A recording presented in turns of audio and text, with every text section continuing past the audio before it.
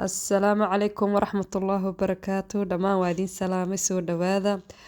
maanta waxaan rabaa inaan ila qaybsado qoraal yar oo aan qoray inaan ila qaybsado calankeena ku saabsan.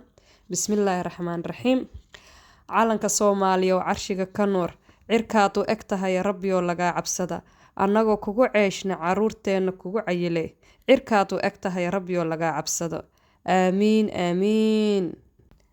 bandiirada shaanu sharafteedu kaamil tahay, shanta farood lagu shaabeeyaan u sheeganaa.